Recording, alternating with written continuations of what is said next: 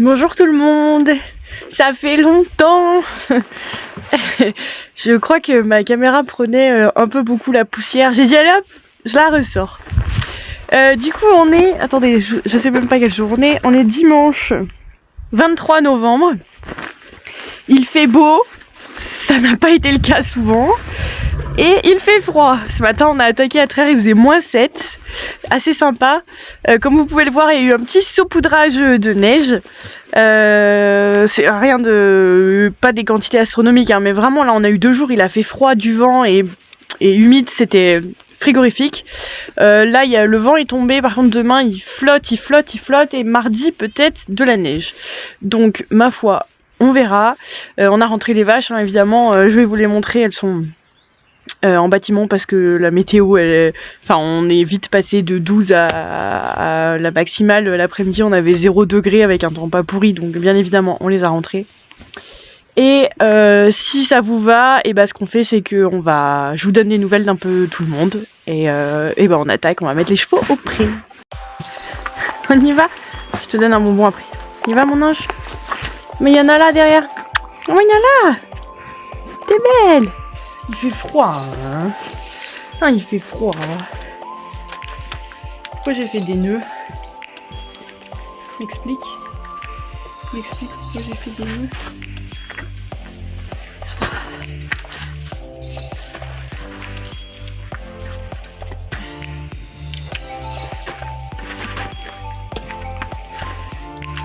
Tchouk. Oui.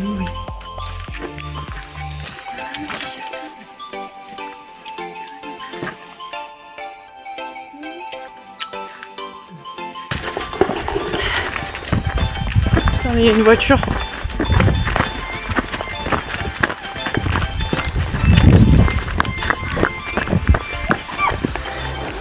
Ça glisse un peu. Tiens.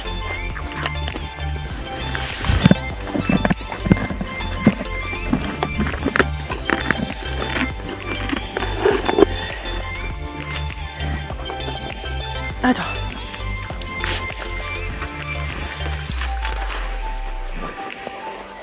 Qu'est-ce qu'il y a encore un moment à chacune. Voilà. Et voilà. Allez, allez, je vous laisse.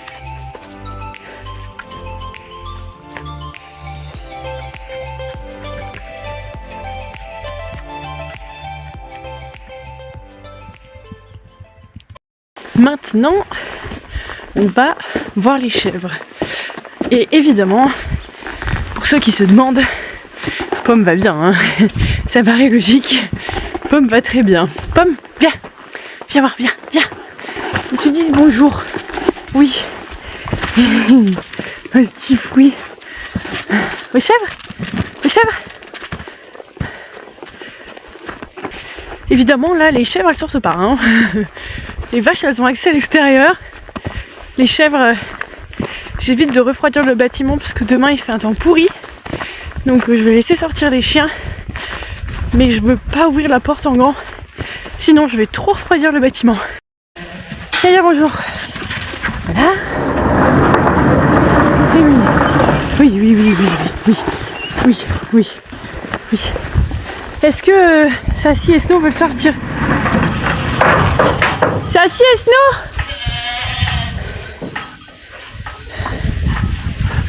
Aslan? Ok, j'ai compris. Bon, c'est les chefs qui ont décidé, c'est pas moi. Elles sont persuadées que je vais leur ouvrir l'extérieur. Donc ma foi, hein.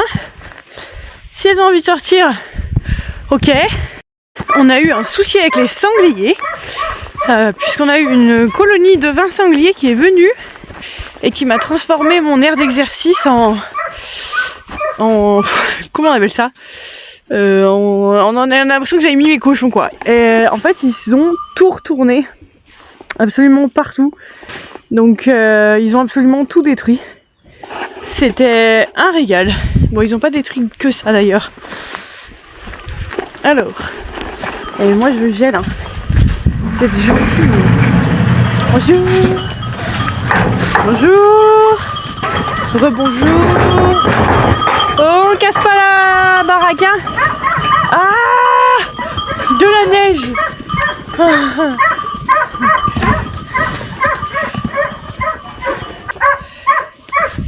Oui, c'est pourquoi.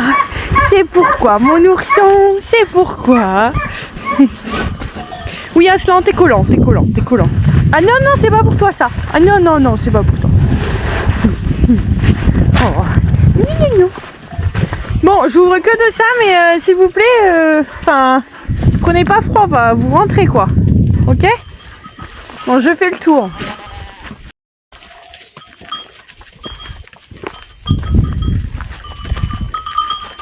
Alors Aslan, on l'a mené chez le vétérinaire. Parce que monsieur Aslan, il est tout maigre. Voilà, il fait partie des animaux vraiment pas gros. Donc au début, bon, il était en croissance, voilà, ça peut paraître normal. Donc on l'a emmené chez le véto. On a fait une copro, donc une analyse de sel pour savoir s'il y avait des parasites internes, il n'y a rien. Une prise de sang, la prise de sang elle est nickel. Donc même si la vétérinaire l'a trouvé aussi fin, et à première vue, c'est juste son métabolisme qui est comme ça. C'est un chien qui va rester fin. Donc à moins que on trouve un changement de comportement, tout ça, on s'inquiète pas. Voilà, la vétérinaire nous a dit de pas s'inquiéter. Donc ils ont à manger à volonté, hein, c'est croquettes à volonté. Mais c'est vrai que il est pas bien grand, hein, cet artiste. Évidemment, dans le couloir, je vous laisse deviner qui il y a. Pata! Ne vous inquiétez pas, hein, c'est pareil et Patafix va très bien. Moi Patafix! C'est moi chaton! Bon oui!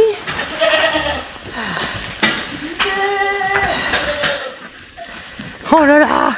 Oh là là là là là là! T'as traîné où là? T'es pleine de poussière. Qu'est-ce que t'as fait? Qu'est-ce que t'as fait? Là, il y a Duchesse. Les chèvres, elles sont en toute fin de lactation. Elles sont avec les boucs depuis le 1er septembre. Donc la gestation, c'est 5 mois. Et il faut 2 mois où je ne les traite pas avant la mise bas pour qu'elles se retapent et pour qu'elles fassent du colostrum. Donc on a fait échographier nos chèvres. Donc il n'y a pas de problème, hein. Début février, il y aura plein de petits. Début février, il y aura plein de petits.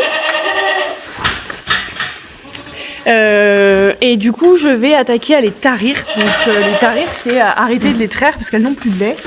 Donc on va les tarir. Elles vont mettre bas de février à avril. Donc on va les tarir de novembre à octobre à décembre. Voilà, les dernières traites, ce sera pour Noël de toute façon. Et on va s'arrêter avant. Le tarissement c'est naturel, hein, c'est-à-dire que là avec le froid, la baisse de luminosité, les chèvres se tarissent, c'est-à-dire que vraiment naturellement elles n'ont plus de lait. Moi les lactations longues c'est pas quelque chose que je peux faire chez moi, j'ai trop peu de lait et puis avec la météo il n'y a pas de problème, tout le monde se tarit sans problème. Donc on va à peu près avoir des fromages jusqu'à après, oui on va traire jusqu'à Noël un tout petit peu de chèvre parce que j'en taris un bon paquet dans 2 semaines. Et ensuite on aura de nouveau du lait, oui, en février. Voilà. Donc là, elles sont gestantes, hein, donc elles commencent à s'élargir. Patafix, elle fait partie du premier lot qui doit mettre bas aussi. Voilà. Allez, je vous redistribue un peu à manger.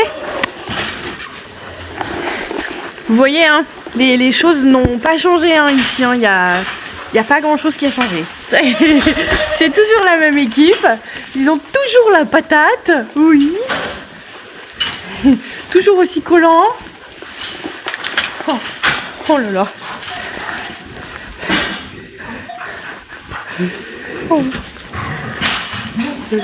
Oh. Oh. Oh. Oh. Oh.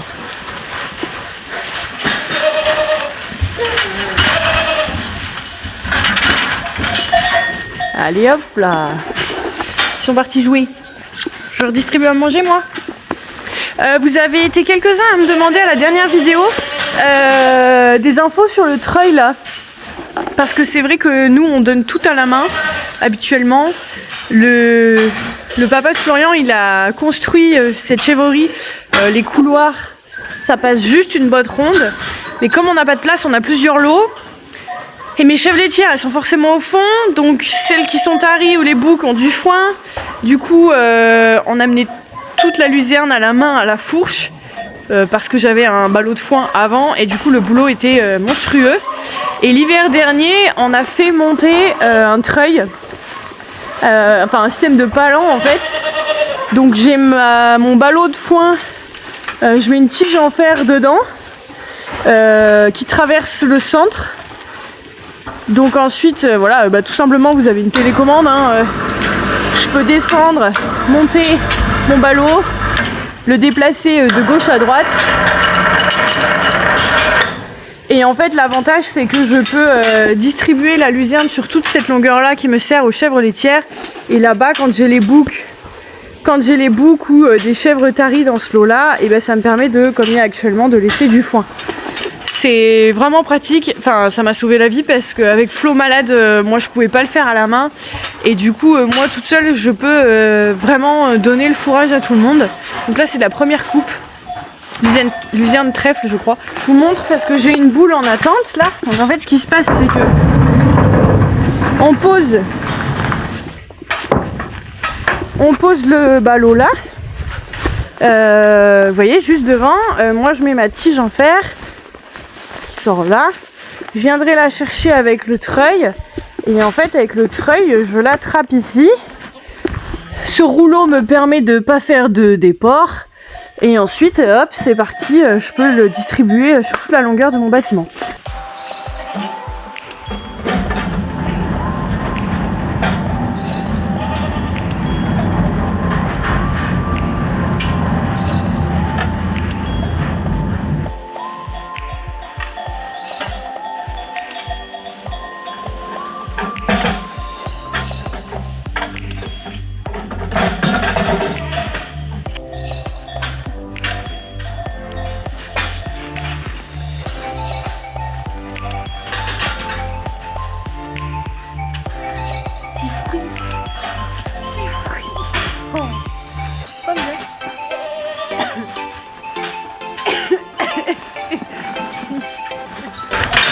T'es belle, t'es belle, t'es tellement belle. Ah, regardez, on dirait une tête d'ours polaire ou d'otarie. On l'appelle l'otarie. T'es belle. T'es tellement jolie. Oh non, non, petit chien. C'est une jolie barbiche, toi.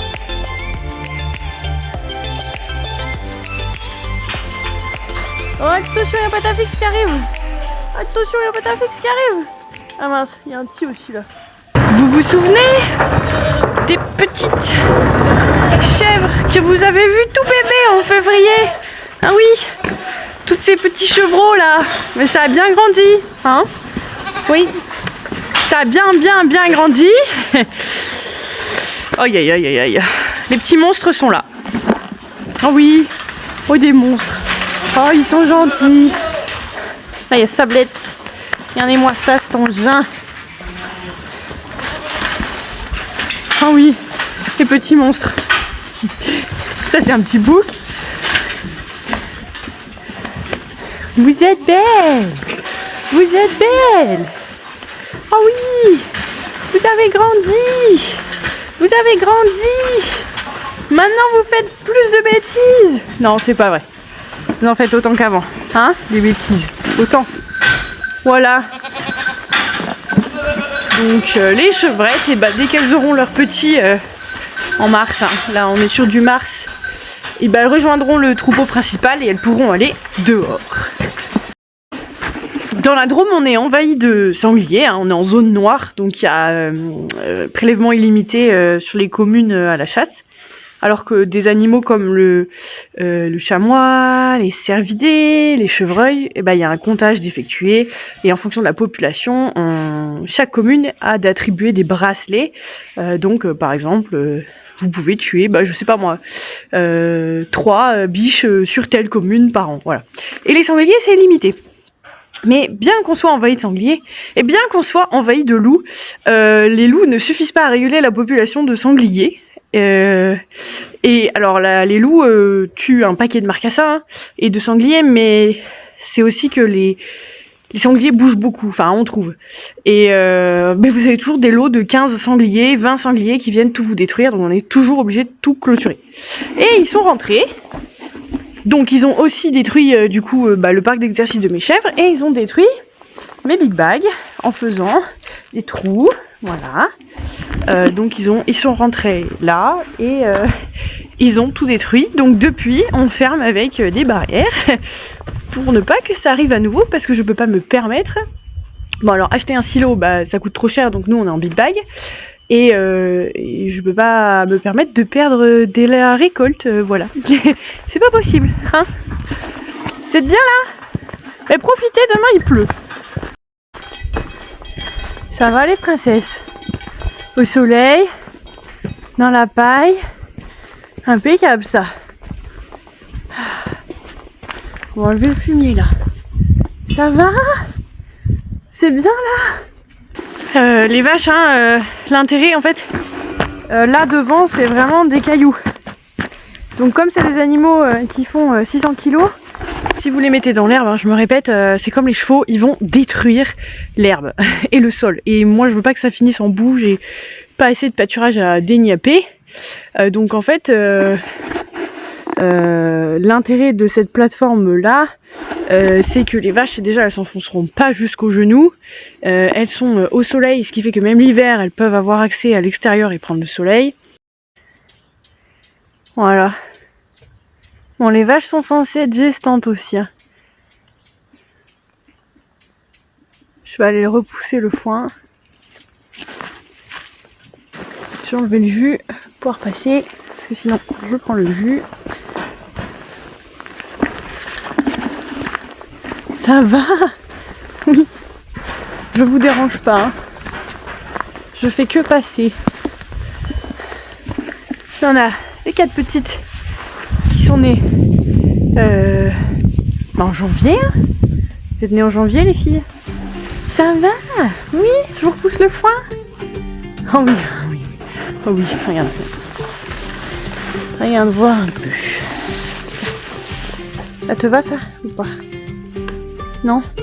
Tu veux pas? Si. Voilà mon cœur. T'es belle.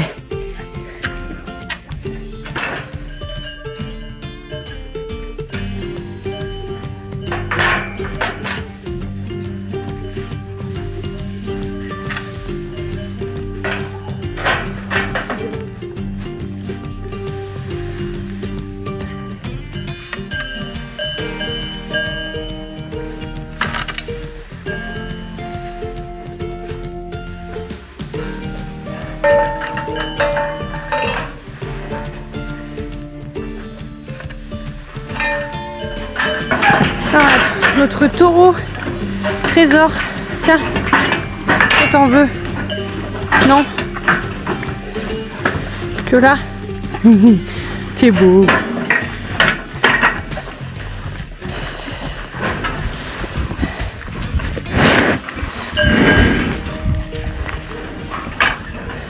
Impeccable. Alors ici je rappelle, la ration c'est que du foin ou de l'herbe, hein.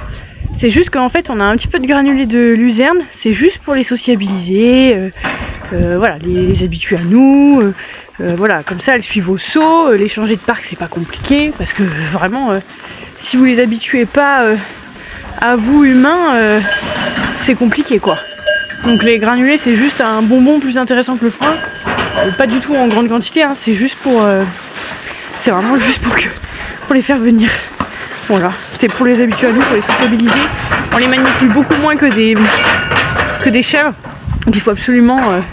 c'est avec notre présence et l'alimentation que vous habituez vos animaux.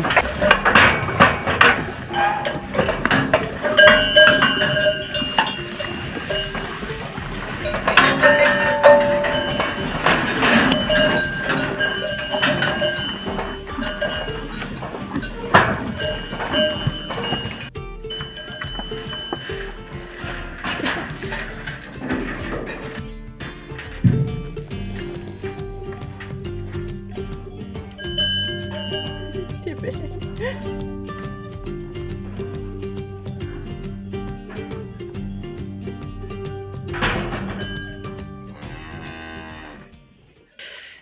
Du coup, pour vous donner un petit peu des nouvelles, déjà je voulais tous vous remercier parce que vous avez été très nombreux à nous envoyer des messages, tout plein de gentillesse.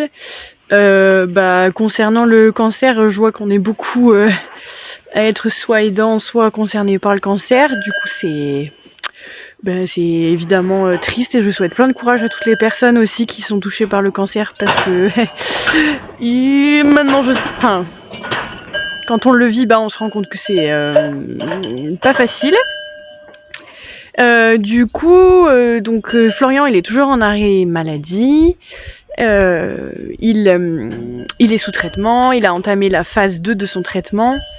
Il se sent un peu mieux depuis la fin août. Ouais, que ses analyses sanguines sont bonnes parce que son taux d'hémoglobine est remonté à des valeurs presque normales. Votre taux de globules rouges dans le sang, donc d'hémoglobine, il doit être entre 14 et 17 je crois. Et Florian, quand il a atterri à l'hôpital, il était en dessous de 6, proche de 6. Il me semble c'est ça. Évidemment qu'il était, ce qui explique l'extrême fatigue. Donc il a été fatigué longtemps, il a eu des transfusions sanguines, il a eu des piqûres de PO, donc ça vous permet, ça pousse votre corps à faire des globules rouges. Et là il est sous traitement, donc la phase 2 de son traitement, pour ceux qui connaissent, il a Vénétoclax et Ibrutinib. Bon, des médicaments, il en mange 7 par jour, hein, donc voilà, c'est costaud.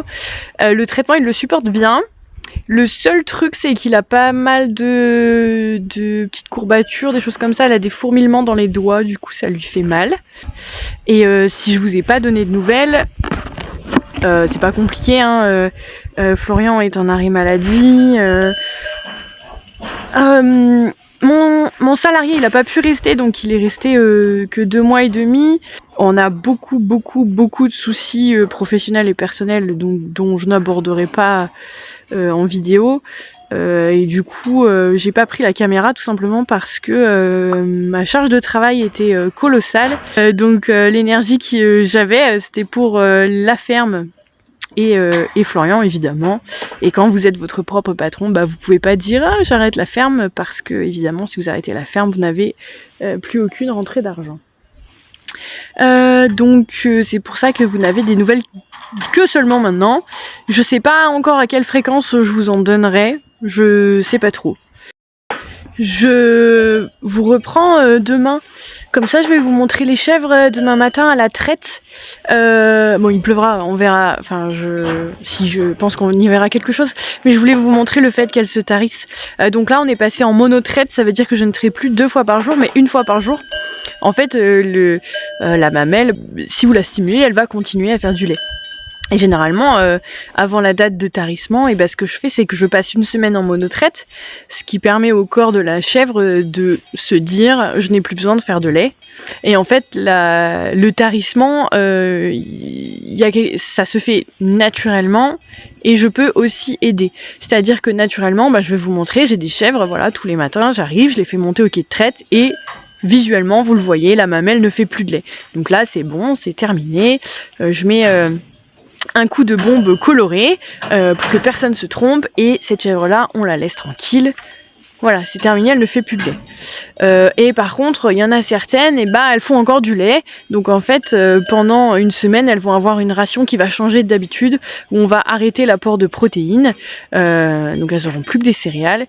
Et vu que c'est les protéines en partie qui font le lait, le fait que vous allez arrêter les protéines, ça va aider encore plus le corps de la chèvre à arrêter de faire de lait. Mais voilà, généralement j'ai juste une chèvre où j'arrive pas à la tarir, c'est Duchesse parce qu'elle a trop de lait. C'est un peu l'exception à la règle de Duchesse, mais je pense que là je vais pas trop avoir de soucis pour la tarir. Bonjour à nouveau, nous sommes pas lundi matin, hein. Mais mardi matin, parce qu'hier il a plu mais toute la journée non-stop, donc j'ai pas filmé. On a pris 70 mm de pluie. Et bien heureusement que c'est tombé en pluie et pas en neige, parce que sinon j'aurais eu un problème, notamment avec la clôture de mes cochons qu'il aurait fallu déneiger. Ça aurait été sympa. Donc il est tombé 70 mm de pluie, tranquille, pas de dégâts. Et c'est très bien. Donc du coup je vous retrouve là mardi. Je mets le grain, je les fais rentrer et je vous montre les chèvres.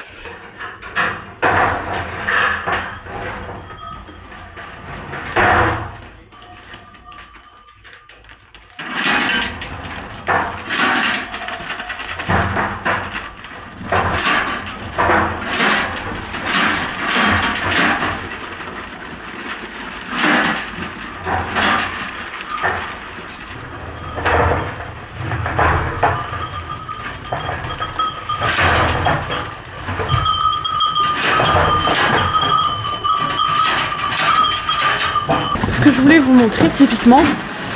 Par exemple, ça c'est ma dominante, je sais pas si vous vous souvenez, c'est celle qui a blessé Noisette il y a quelques années. Elle est pas là Noisette, elle passe au tour d'après. Par exemple, elle à l'échographie, elle est pleine mais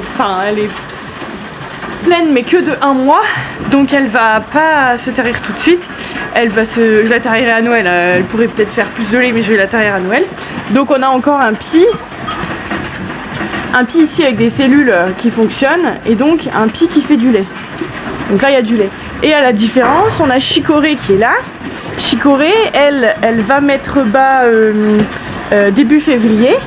Donc Chicorée, vous voyez, Chicorée c'est un... Je sais pas si vous arrivez à voir la différence, mais il n'y a plus de lait dans ses pis. Voilà, mais c'est... elle, il y a du lait. Et si je vous en montre une autre... Voilà, elle fait partie des taris. On est sur un pis qui est tout petit parce que elle a plus de lait. Voilà, donc elles sont en train de manger. Je branche la machine, enfin j'allume la machine et on y va.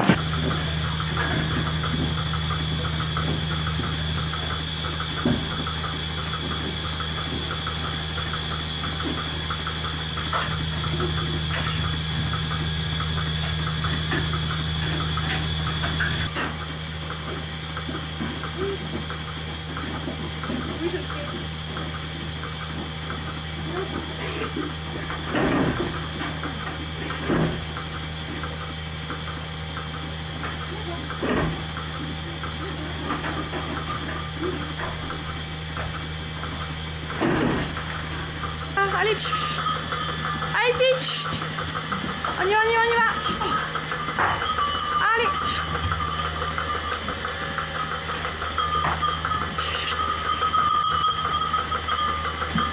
Oh, l'ourson.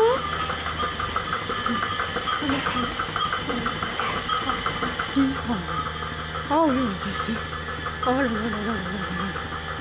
Oh là là là là là. Oh là là là. Oh là là.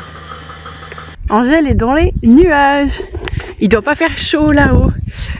J'ai fini de traire, donc je vais... Pomme non. J'ai fini de traire, je vais descendre le lait à la fromagerie et je vais aller déjeuner. Et ensuite je vais aller prendre soin de tout le monde, les vaches, les chèvres. Et puis sur ce, je ne sais pas quand est-ce que je vous refais une vidéo. Bon, j'essaierai de vous donner un peu plus de nouvelles. Et évidemment, merci pour tout.